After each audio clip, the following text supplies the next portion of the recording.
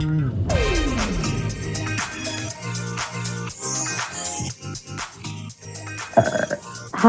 I'm Madonna. I'm your worst nightmare. To rule the world. Why don't you show them what you do, honey? You've never had more fun with anyone else. People, we gotta move on to the next song. I'm sweet and I'm a bitch, you know what I mean? And that's always been the way it is. I'm a human being. I'm waiting. Hi, I'm Liam Alexander, and you're listening to MLVC, the Madonna podcast. Hey guys, it's Tony. Welcome to MLVC. Hey everybody, it's Stefan. And yes, like Tony said, welcome to MLVC, the Madonna podcast, your place for all things Madonna, Louise, Veronica Ciccone, and beyond. And joining us on the show today is UK artist Liam Alexander. Hi, Liam. Hi, guys. Welcome to the show. How's it going? All good. How are you two? Doing pretty good, you know, hot summer day in New York City, and we're indoors. Yeah, not for long. Not for long. I plan to go bike and enjoy some of this weather. How are things up in Sheffield? Go ahead. Sheffield at the minute. Yeah, it's like I was just going to say, it's the first nice day we've had up here in like about 2 weeks. It's been raining every day. Might be taking the dog out for a walk later. Yeah. Okay, so first things first, before we formally introduce Liam, there was one clarification I wanted to make about Madonna's song Rescue Me. So it was brought to my attention after our Nikki Harris interview that Nikki and Donna do not sing backup vocals on that song. So just wanted to clarify, this was a complete surprise to me. I had absolutely no idea. When that song came out, Madonna had been singing and dancing with Nikki and Donna on stage and in videos, and I just assumed that she was always using them for backup vocals. So to paint the picture, we did not have the internet in 1991 when the Immaculate Collection came out, and no, I was not one of those people who happened to study the liner notes and read who did what. And I just always assumed that Nikki and Donna did those vocals. So just wanted everyone to know that I'm acknowledging my mistake, because I know on several occasions I have shouted from the rooftops that Nikki and Donna were doing backup vocals on Rescue Me. So just because you host a Madonna podcast does not mean you know everything there is to know about Madonna. So I just wanted to own up to that. So. Exactly. I mean, I gave up, you know, being the Madonna authority in my circle years ago, because I realized that I'm learning something new every day, and this is great. But that being said, I was that queen that was reading the liner notes, so this just escaped me, and yeah, we stand corrected, right? Yeah, but just goes to show, look, you can, 35 years into loving an artist, you can still learn new things. So. And I guess that's why we're still talking about her. So correct, yes. So Tony, would you like to give Liam a proper introduction on the podcast? Yes, I would love to. Liam Alexander is a digital artist based in London. Liam has been focusing his art on creating comic book style covers of artists and their respective catalog of albums. He's done series devoted to Bjork, Kate Bush, love.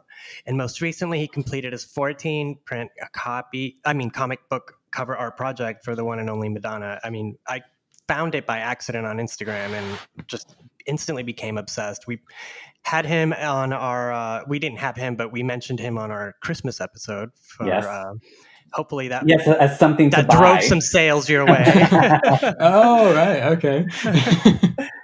Yes, and, we were like, if you wanted to buy something for a loved one, what should you buy? And we were like, oh, buy a Liam Alexander Madonna comic book art cover.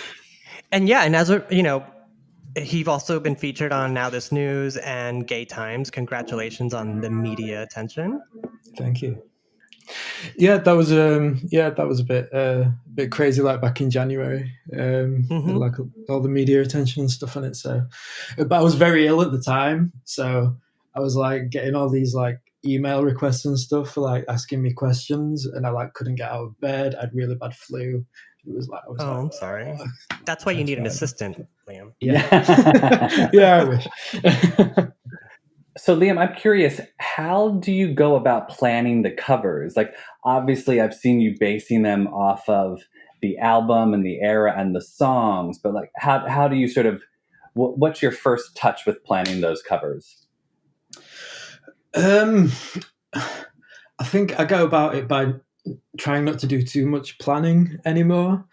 So some of my earlier ones, like I used to have like every little detail planned out, and it would be quite torturous to complete to try and like get everything exactly how I'd planned it in my head. So I try and leave as much room for like accidents as possible and just kind of try and let it unfold organically. There's some things that I like have an idea of like what I want to do, or like if there's like a specific like image or video that I'd want to base it around, like the Ray of Light one, like around Frozen. And then, but it's kind of just about finding a space or a world where all of the songs from the album can like live, where they all live within, and where I can get like all the references in. So I'll try not to plan too far ahead. It's just when I come to do the cover, I'll just I'll rewatch all the videos. I mean, I've seen them all like hundreds of times already, but you notice like little details and other things in there what you haven't seen before when you look at them a different way. So I'll rewatch all of those. I'll look at live performances, any like kind of video interludes on the tours, photo shoots from the time, the album art, the single art, and then just build it from there. No, I love it because it's like you create a whole world on that cover that's related to that album's era, which lends really well to Madonna, because she, for the most part, with each album creates a story that hopefully she sticks to that narrative. Sometimes, she does a better job than others, but I love seeing it all on one page, on your covers. So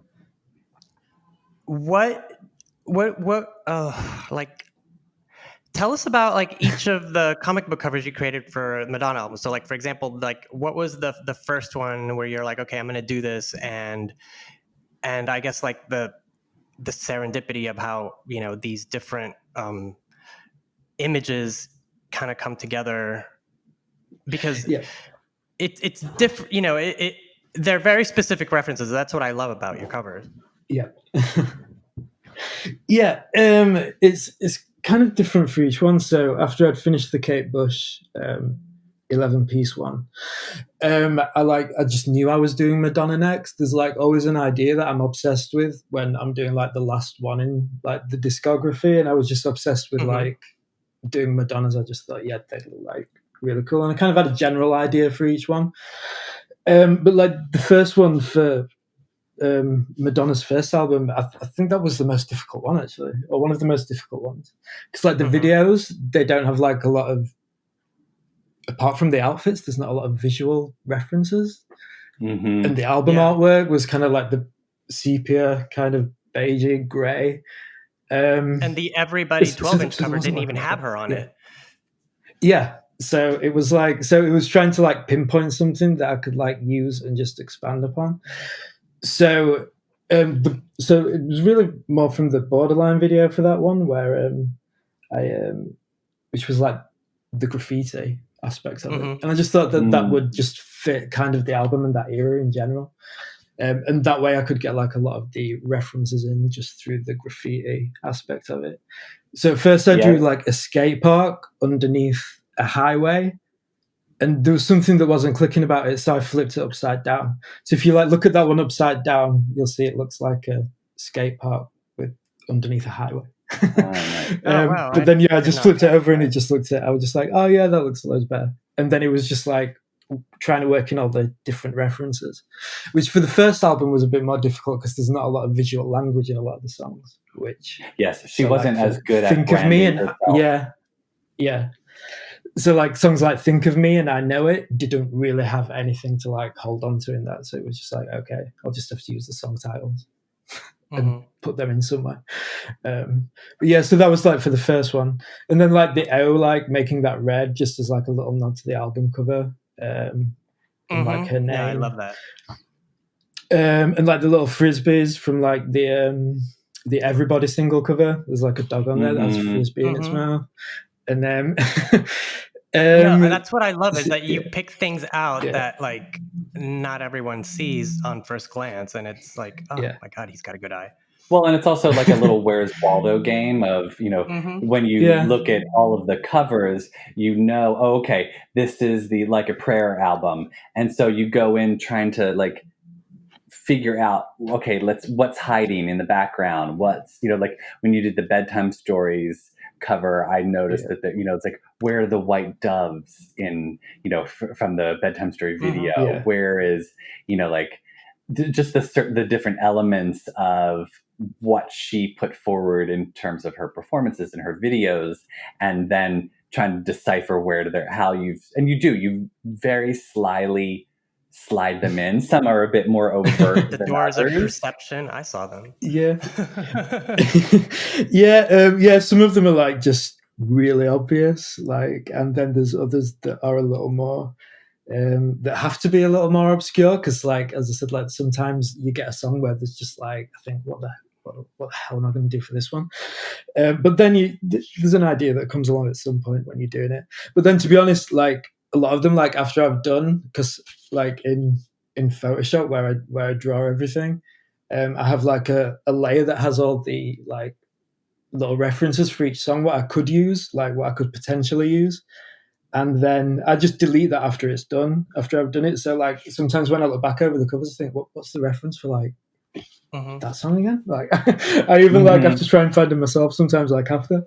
Because after I've done, I can't look at them for like a long time, because I've been staring at them for like 3 weeks doing it, and I'm like, I just can't look at that anymore.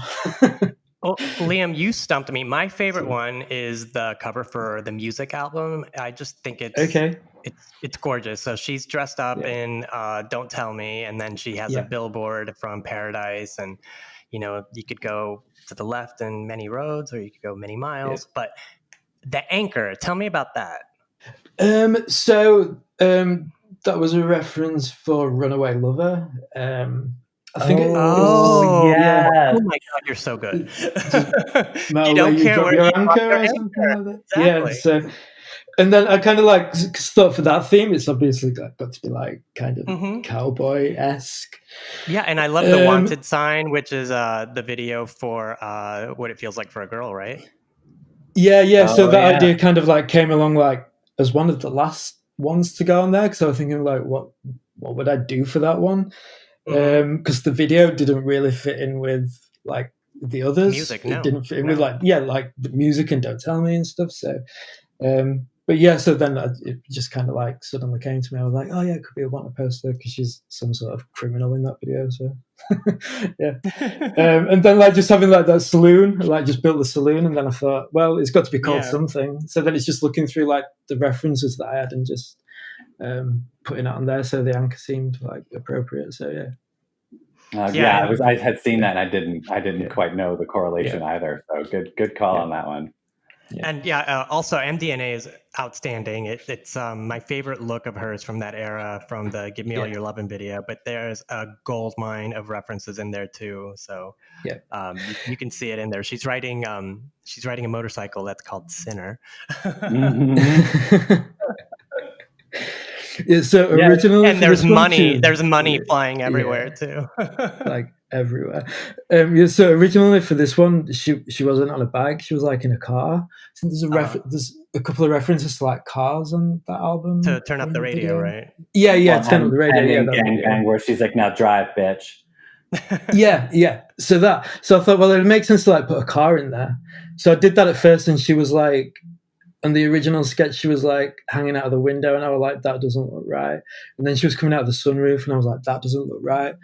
And then I like and then for some reason, like the image just popped in my head of Barbed Wire with Pamela Anderson, that film from like the 90s. That was based on a comic, and she's like riding a bike in that, and I just thought, oh, that goes better. So then I just built it around that. And so there were a couple of versions of that with the car. Yeah, tell us about your process. It kind of it depends. It changes each time. So sometimes I just go straight into like drawing the background. So it's all done in Photoshop now. I used to use Adobe Illustrator as well, but now I just do everything in Photoshop. It's just easier to do it in like one place for me. So I'll just start. It depends on each one. Each one changes. Like, for instance, sometimes Madonna might be like the last thing that goes on there because I'll do all of the surroundings first and then I'll put Madonna in. But then, like on others, it might be like Madonna that comes in first and then everything else is built around her. Like that was the case for like Hard Candy. Like I did the chair and her sat in it and then just built everything else around it. But then sometimes I'll like sketch on paper and scan it in. It just depends what I'm doing, what mood I'm in, where I am. So yeah, how long does each one take, or is it different for each one? It's different for each one. Sometimes there might be like 4 or 5 false starts, which like I've got an idea and I'll start it and then I'll be like, oh no, that doesn't work. It looks terrible. So then I'll move on to like the next idea and the next idea. Like the last one I did for Madam X, I think I did like 4 or 5 different ones before like I settled on the final one. So that one took like maybe like 3-4 weeks because you're just working through different ideas. And then, but when it starts to click and you're like, oh yeah, I've got it. Like it's maybe like done in 4 or 5 days. But then I just like make sure I've got a streak of like 4 or 5 days where I'm not doing anything. Because if I have a day off, it's like a nightmare to get back into it. Oh, like that. Yeah. So yeah, I try to just have that streak where I finish everything. Right. Let's talk about the very glaring omission of I'm Breathless. Yes, I know. When you defend your stance, you had released all the covers, and I went through them, and I was like, "Wait a second. And I did want to bring that up because there is a point of contention about that album amongst hardcore Madonna fans. So there's a camp of Madonna fans who feel it's a soundtrack album. It was put out, around the same time as Dick Tracy, and they believe it's for the movie, but as was yelled at to me by some fans, she produced that entire album. And co-wrote all of the songs except for the Sondheim. So technically, people are like, "Well, it's a Madonna record." Why did you feel that you didn't want to include it in the Madonna covers? Too much yellow, maybe.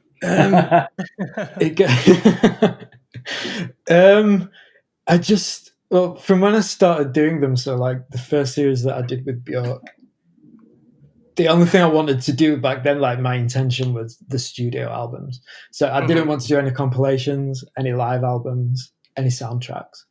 I just wanted to do the studio albums. Yeah. Where like it was just like that artist had built that world and like done everything within it. And it wasn't like linked to like another form of media like a film or something. Because that just doesn't interest me as much.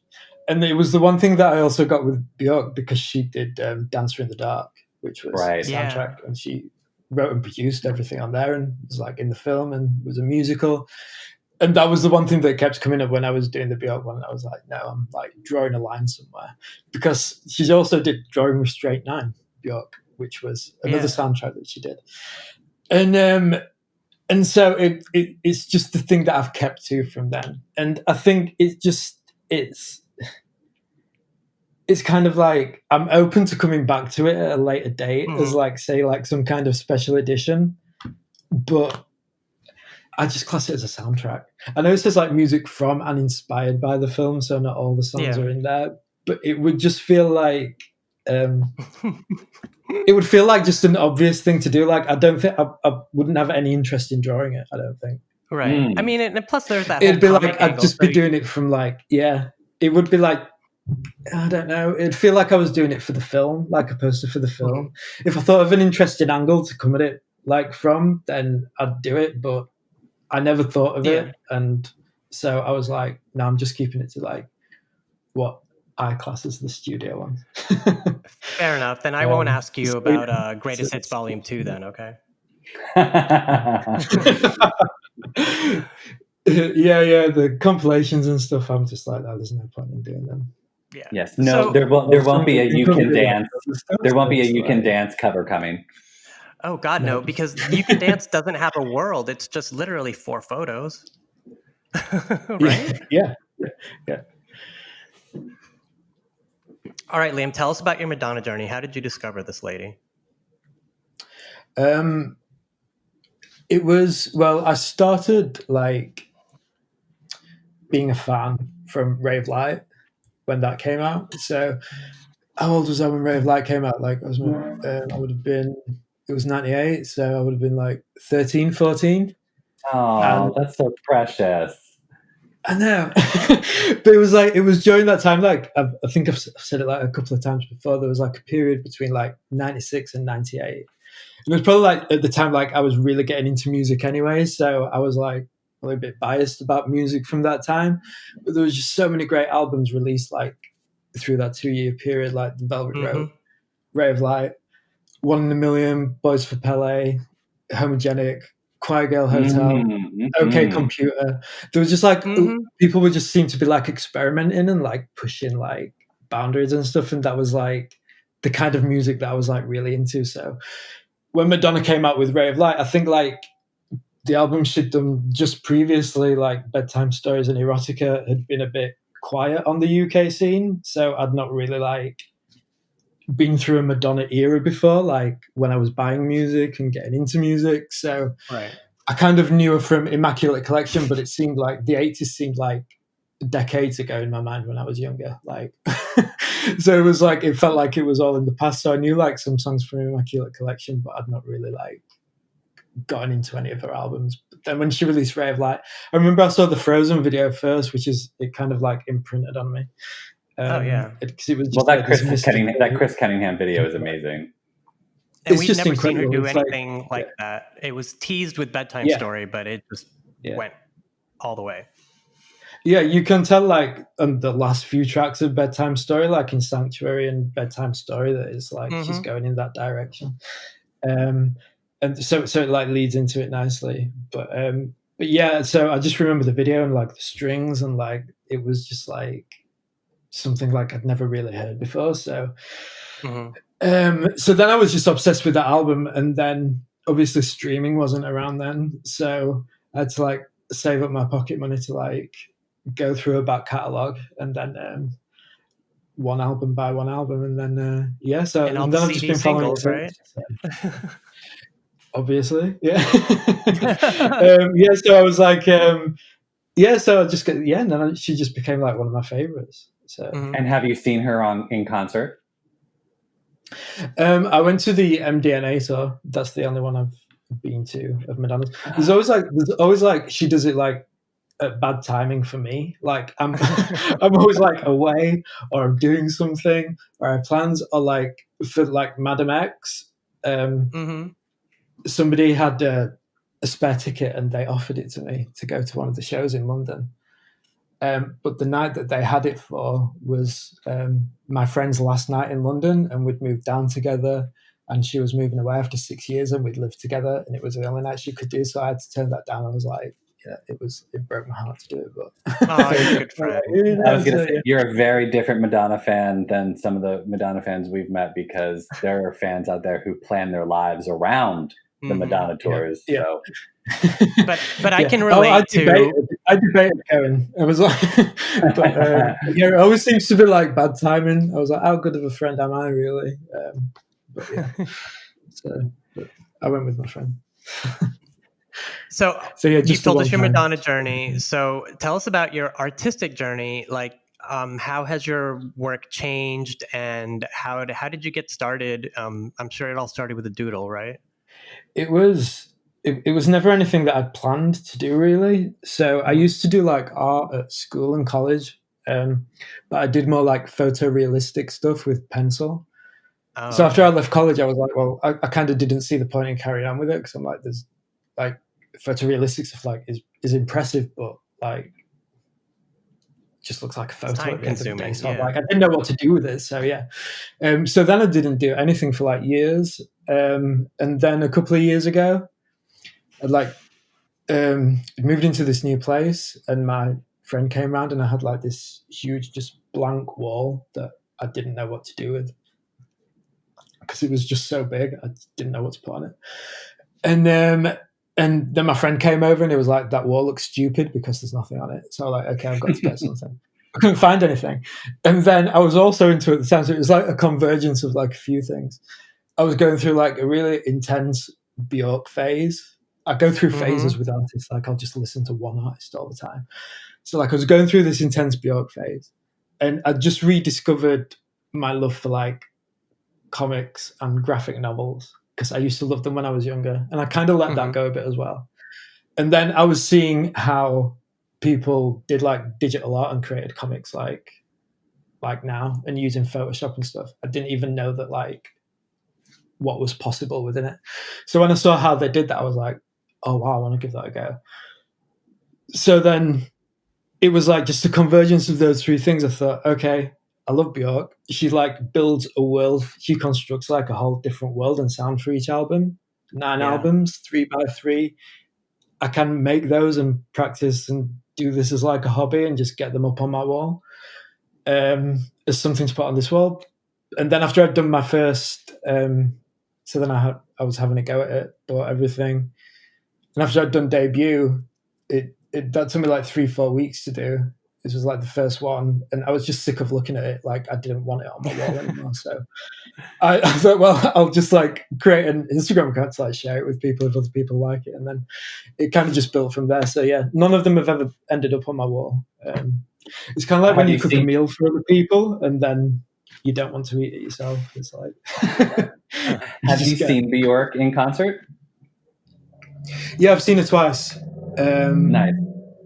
I've seen it twice. Yeah, I went to Utopia one at the O2. Was that last year? And then Vulnicura. It was the Vulnicura one. I think that was at the Royal Albert Hall. I think I saw her almost. Yeah, it was exactly a year ago, and it was crazy. I mean, I've never seen anything like it. She had that round flute. You know what I'm talking about? It looks like a hula hoop, and like 6 people can play this flute at the same time, and all these instruments that I've never seen before. And full disclosure, you're not allowed to take photos at this venue, and I was snapping away like you wouldn't believe. I'm surprised I didn't get kicked out, but it was worth it. I managed to snap a couple, but yeah. This woman puts she was so together good. a world for you to enter, and then you leave it at the end, and you don't know where you've been. Your mind is scrambled, and I see it in your covers too. I mean, because there's a lot to take in. Yeah, I'm kind of drawn to artists that do that kind of thing. That are like really, they seem like really geeky about the worlds that they've created, and just like that kind of just really appeals to me, like that kind of geeky side about how they get really involved in the world that they're creating and what they're doing and the themes that they're like putting through their work and stuff. I'm always drawn to those kind of artists. So like Bjork and Kate Bush, Tori Amos. Yes. No, speaking of geeky, I'm like a big Kate Bush geek, and I always have been. My favorite album is The Sensual World, or Sensual World, as she says. And your cover is amazing. I see so many things happening in this cover, but I can't tie it to one reference, but it's gorgeous. It's my favorite, and I'm probably gonna buy one from you. Thank you. So who's next? Who's next? Yeah, that's where we're going with that. So Kate Bush, Bjork, Madonna. Who is next, and who are you obsessed with right now? I have like 2 priorities that like I definitely want to do, but I'm not doing next. So like I definitely want to do Janet Jackson. She was absolutely. I was like, she was my first obsession. Like the first CD I bought, I was obsessed. And Tori Amos, she's my number there's a one. lot in there. Mm-hmm. Like, there's a lot to do in there. It's quite overwhelming to think about. So like, they will be done. But like over the past few months, I've been obsessed with Grimes. I'd never really listened to her before until she released So Heavy I Fell Through the Earth, and I was just like, oh, that's like just totally my thing. Like, and there's a lot to unpack with Grimes because and like so I've started on the Grimes stuff. You could do Kylie Minogue. How do you feel about Kylie? So like with Kylie, I love Kylie. I've been to see her a couple of times. And I mean, you have to. You live in the UK. It's kind of like mandatory. It's like, it's required. You have to do it. And she's great. I do love her. My only thing with her is I've never really seen her as like an albums artist, really. Mm-hmm. Yeah, it's more singles based.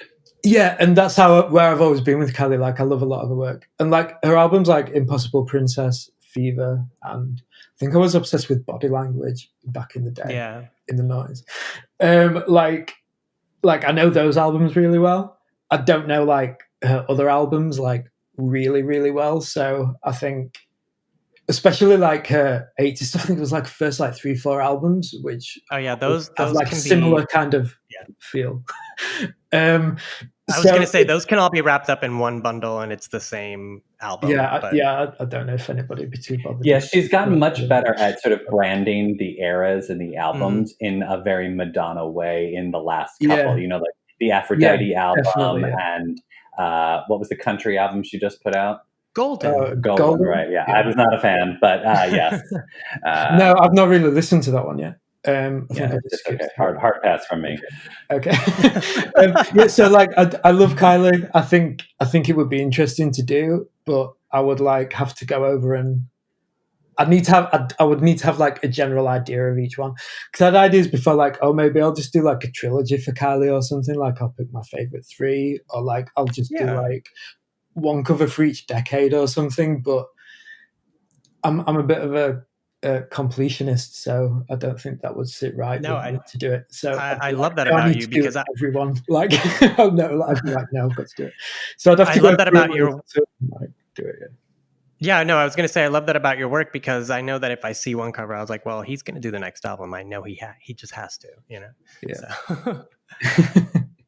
So I was going to tell you about, I have a Bjork sighting. So since you're a Bjork fan, it was probably one of my craziest celeb sightings that I've had in New York City. But a couple years back, it was one of those gloriously early spring days in New York City where it's not technically spring and we've been like in winter for months and months. And then all of a sudden, like the nature gods just descend upon us and give us like amazing spring weather for like one afternoon. And I was walking down my block, like in Chelsea, and down the distance, I could see 2 people walking towards me. And one was this very tall man dressed all in black. And then next to him was this rather small woman.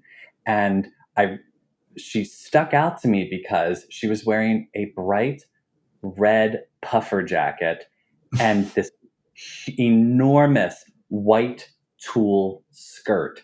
And I was like, now that's a ballsy, outfit to be wearing out in public, just in general, much less on a day like today. And I was like, who the fuck is wearing that in the city? And was that on 9th Avenue? Because they do call it the runway. So no, it was on I think right on 8th Avenue, right around and the as she got closer, I was like, oh my God, it's Bjork.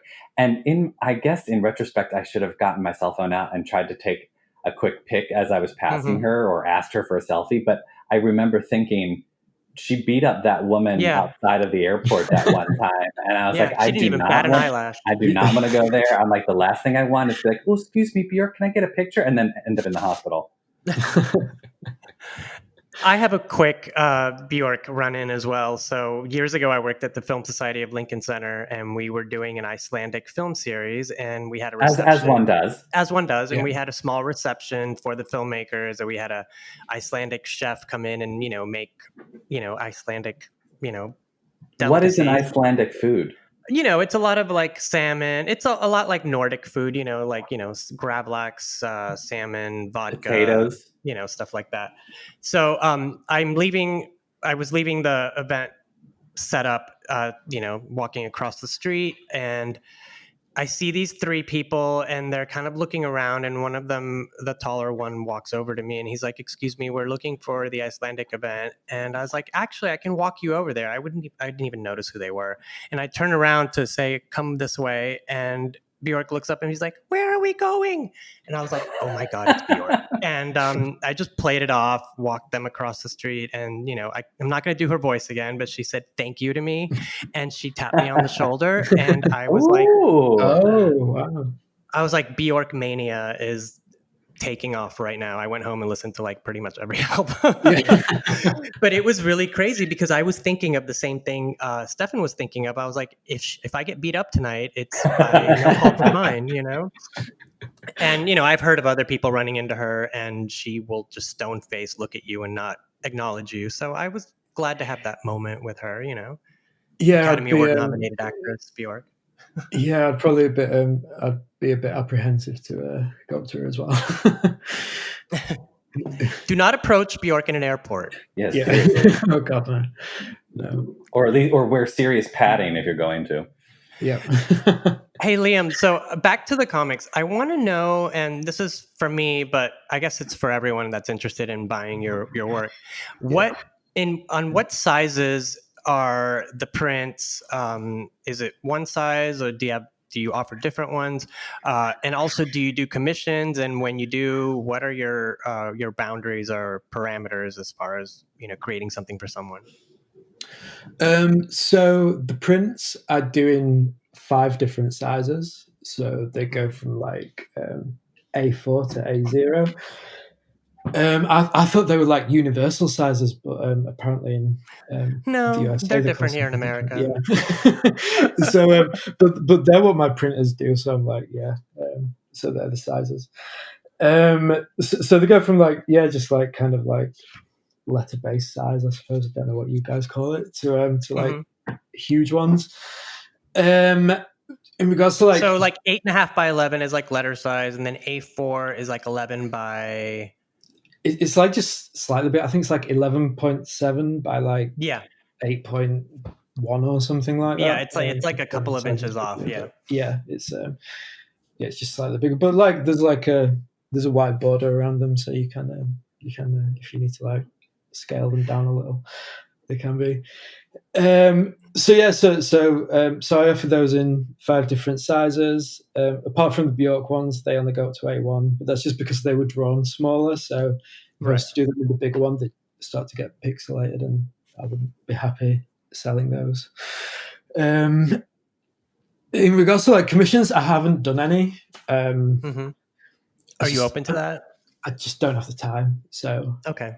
I'm sure not reach out to Liam. Madonna approached you and said, I want you to do an I'm Breathless album cover for me, and I'm going to pay you X, Y, and Z. You'd be like, sure, bitch, I'll do it.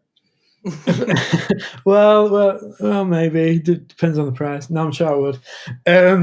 Yeah, it's just because I've had a full-time job as well. So I'm like, this is something I've been doing like evenings and weekends. Mm-hmm. Well, Tony and I as podcasters would know nothing about that. Yeah. I know. I laugh when people think that this is all I do. I'm like, yeah, I just sit in front of my microphone all day long, you know? And podcast about Madonna. That's how I make my money. Yeah, and you know, and it's fun having a side project when you have, you know, a specific amount of time to work on it. But yeah, I understand. You know, I mean, we totally get that. Yeah, and then and we'll put it out into the world that you will get maybe employed by an artist for an album cover in your future, and Tony and I will get employed to podcast for the rest of our lives. Professional inquiries only. Yeah, yeah. I'm setting up a GoFundMe. For season 3, Tony. I'm setting up a GoFundMe. It's just been like with the lockdown as well. It's been really weird because like I've been like working from home all day. Like at my day job, and then you like just sat at the same desk to carry on doing artwork, which has been a bit I know that's tough because there's no separation. You know? Yeah. There's not been as you say, like the separation there. So that's been a bit.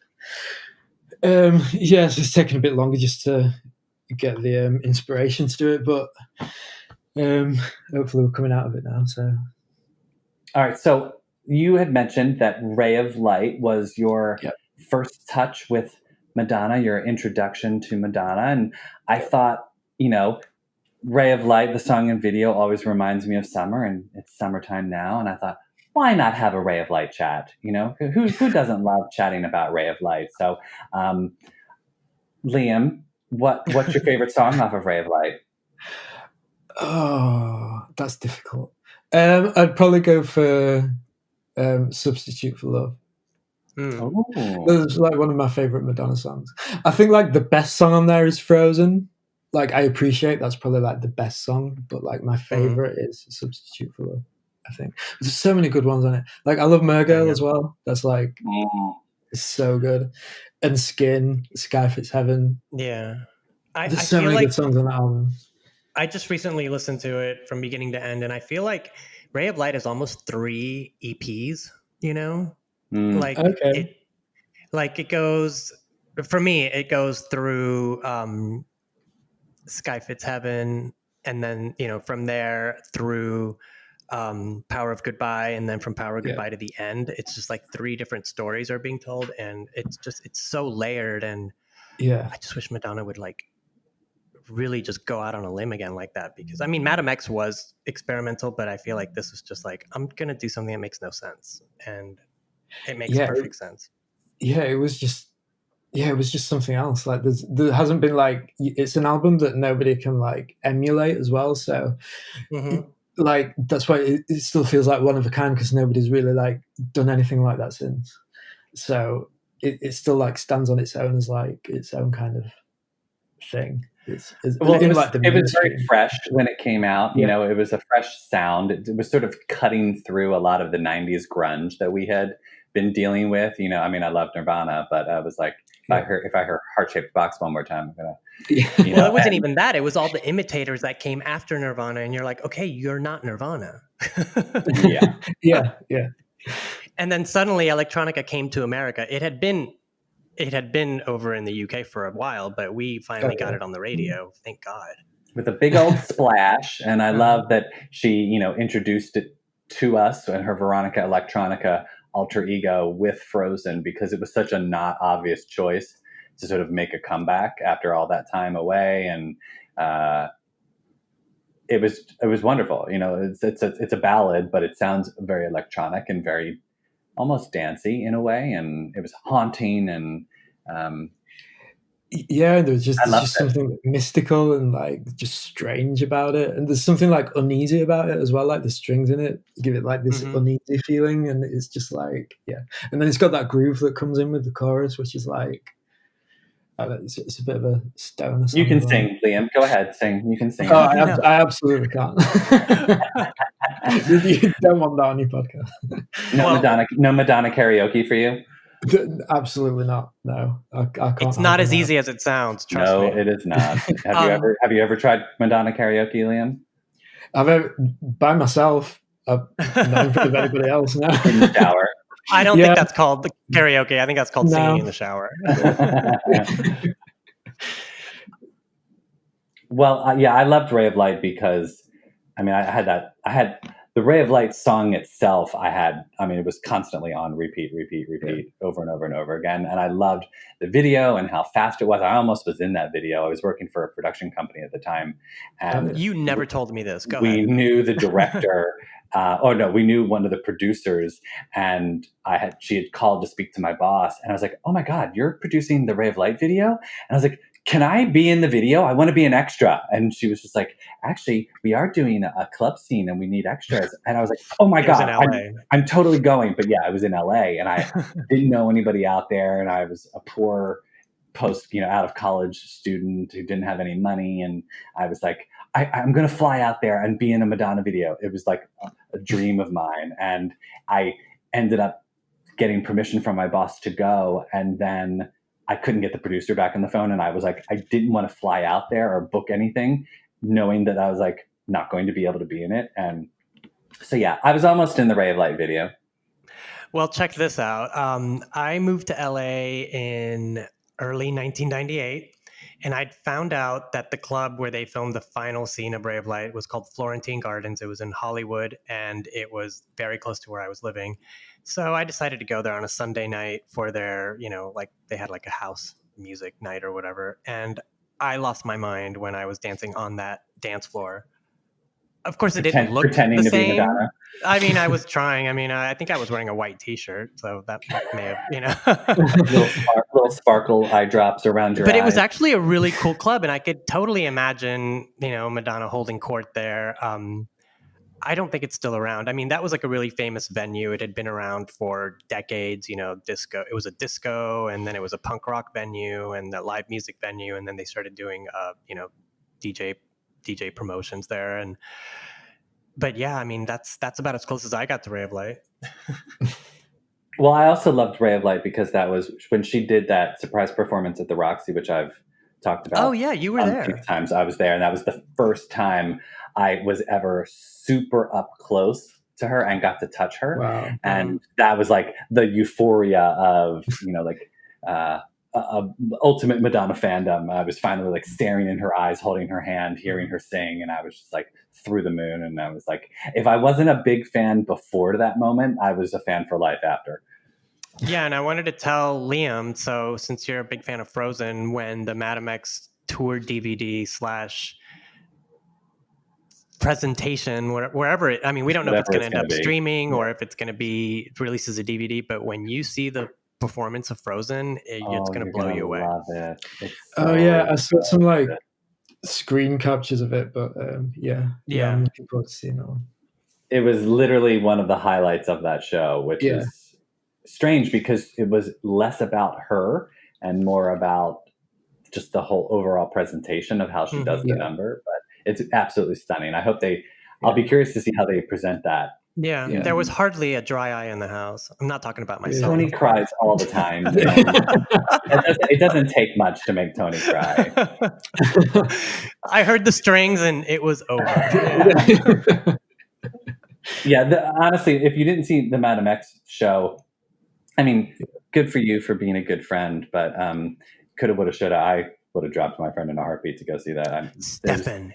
Well, you can always visit friends later. I mean, how often are you going to be able to see Madonna doing an intimate show like that? I know. I've even I'm still questioning whether I made the right decision. Like looking back, because I've seen my friend since, and I'm like, why did I need to? So I'm like, why did I need to do it? Yeah, but it wasn't worth the aggro. Were the seats good at least?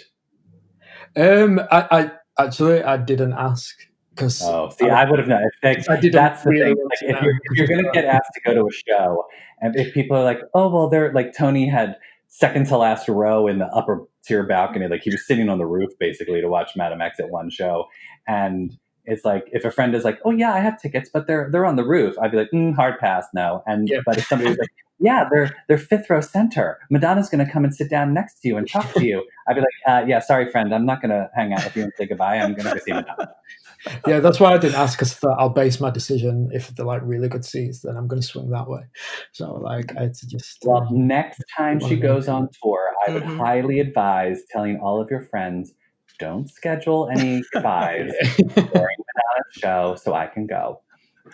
I mean, we were at a show and Stefan's like, I think I'm going to like go and find a spot up in the front that I see that's empty. I'm just like, all right, do you, I'm not offended. The seats that I had were behind. I couldn't, it was a partially obstructed view. I could barely see her. And my friend was waving at me saying that he had an open seat in the fifth row. And I was like, yeah, I'm not sitting behind a wall and watching the rest of the show. I'm going to go see her front row center. Basically, what we're trying to say is that a Madonna show is no place for friendship or loyalty. That's pretty much all we're trying to say. So we have this idea that we're gonna play a little trivia game, Stefan. So let's get that set up. Yes, we thought it would be fun to do a brand new segment on MLVC, the Madonna podcast. It's time for Madonna Trivia. Which is really good to do right now because apparently we don't know everything about Madonna. So this will be educational for everyone involved. Okay, so the rules are not very complicated. I'm going to ask Liam and Tony a question, and whoever chimes in first with the correct answer gets the point. Best of 4 is the winner. All right. Okay. All right. And don't be too excited.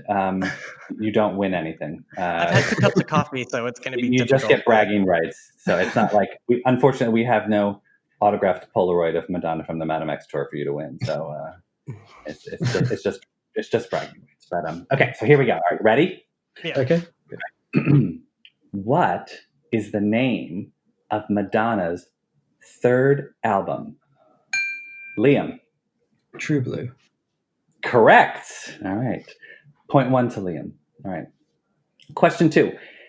If you've been listening to our recent episodes, you'll know this one very easily. What year did Madonna's Blonde Ambition tour begin?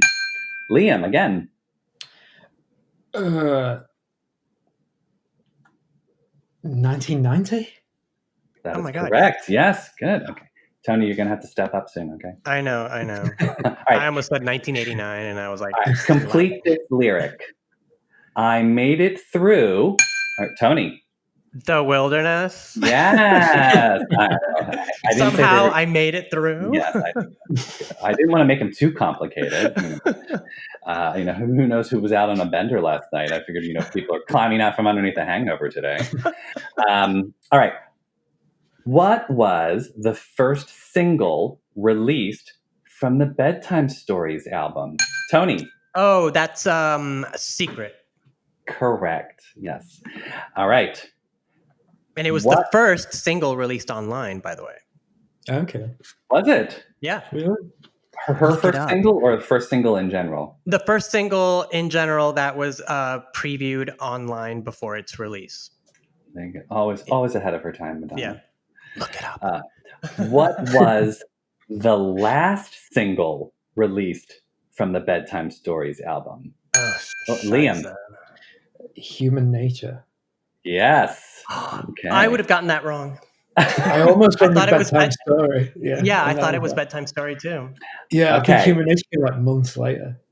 Mm-hmm. All right. Complete this lyric. When you know the notes to sing. Tony.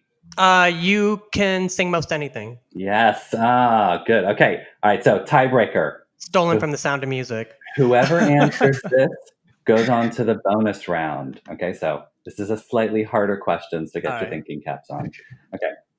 Madonna has a history of sampling herself in her own songs. What two songs in her catalog does Madonna sample her quintessential hit, Vogue?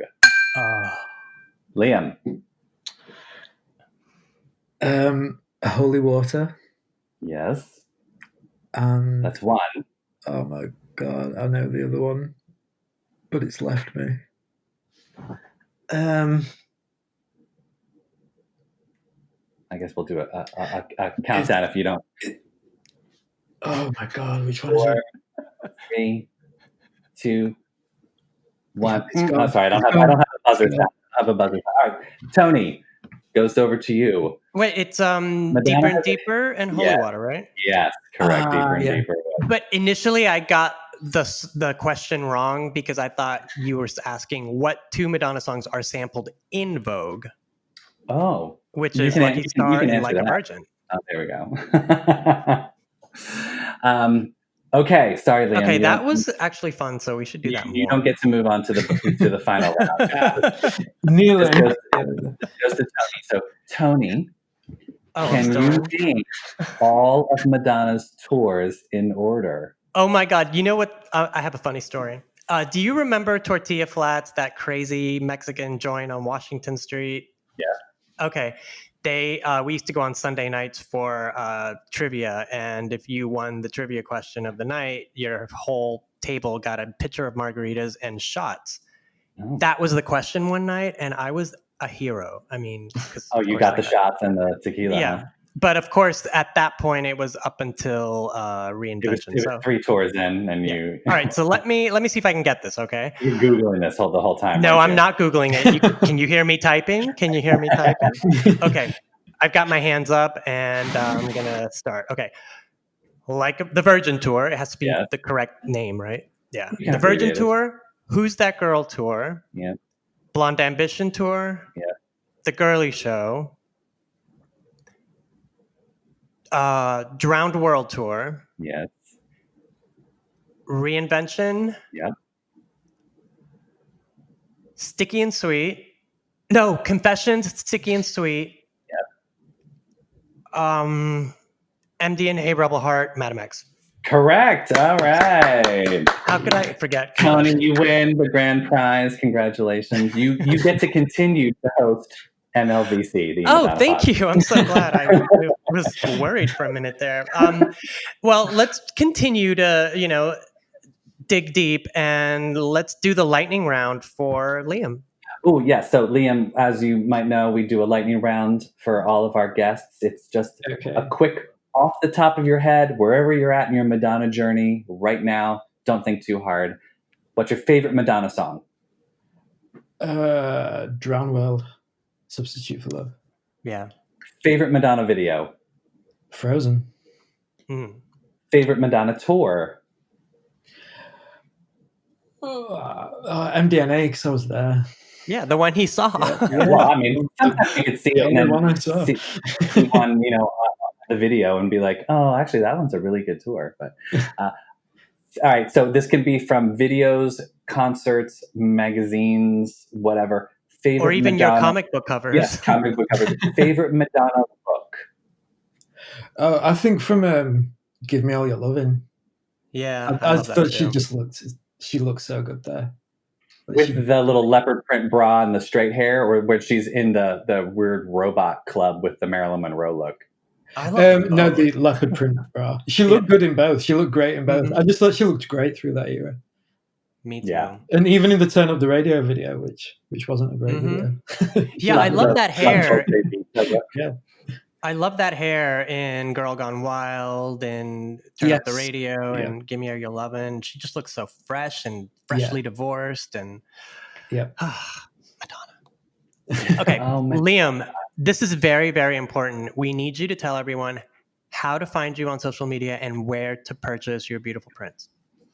Okay, I'm on Twitter and Instagram, and my handle is at Art of Liam Alexander. The Alexander is spelled ALXNDR. So you can find me on there, and I sell my prints through my Etsy store, which is just Liam Alexander Art, but there's links to that through my social media as well. Great. And send us some stuff that we can post on our Instagram page and people can see. Yeah, we'll promote your art. Yeah. Thank you. We are here to promote and service the Madonna community. Yeah. Well, not literally. Not literally. Okay. Let me rephrase that. We're here to provide a service to the Madonna your language, Tony. It's always getting me in trouble. Has it been a long quarantine? Tony's going to be on his knees in the back alley for the next hour, so if you'd like. Stop. I'll be wearing a face mask, okay? Liam, we're really excited to see what comes next. So if, when you've got new prints or, anything you want to plug with us, just let us know and we'll put it out there so everyone can see it. Yeah, Janet Jackson. Velvet Rope, that's the one I'm looking for. Oh, yeah, that's like my favorite album. Yeah. Velvet Rope and Janet Period. Those are my two favorite ones. And Janet I can't wait to see what you... Yeah. And there's a lot of good looks in those too. Yeah. Janet Period was the first album I ever bought. So Can I ask a sidebar? What's your favorite Janet song? Empty. I don't even know that. What I've been album listening... is that on? It's from Velvet Rope. Yeah. Yeah, speaking of Velvet Rope, I've been listening to We Go Deep a lot during the pandemic. I don't know why. Speaking of servicing. Stop. On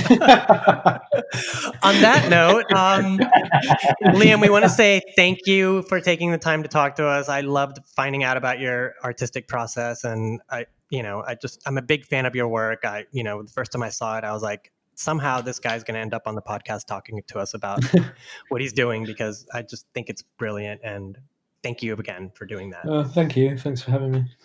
Yes, stay safe in the UK. Yes, and in the USA. Stay safe in the world. I know we've got listeners all over the place, and we're really grateful for you guys. We have loved putting out episodes pretty much every week, since we all got locked in. So keep listening. We got some more great stuff coming your way. And as always, you can find us wherever podcasts are listened to. Don't forget to rate and review, like and subscribe, tell your friends, tag us. What else, Stefan? Just have a holiday. And I don't know. I'm trying to think of it. You put me on the spot. I was like, what? Have a holiday. Keep it together. Get together, socially distant, and be a ray of light in someone else's life. And Yeah, thanks for joining us for another episode, everyone. We will talk to you all soon. Liam, stay safe. Tony, stay safe. Stay safe out there, guys. We love you. See you next time. Bye. Goodbye. Bye.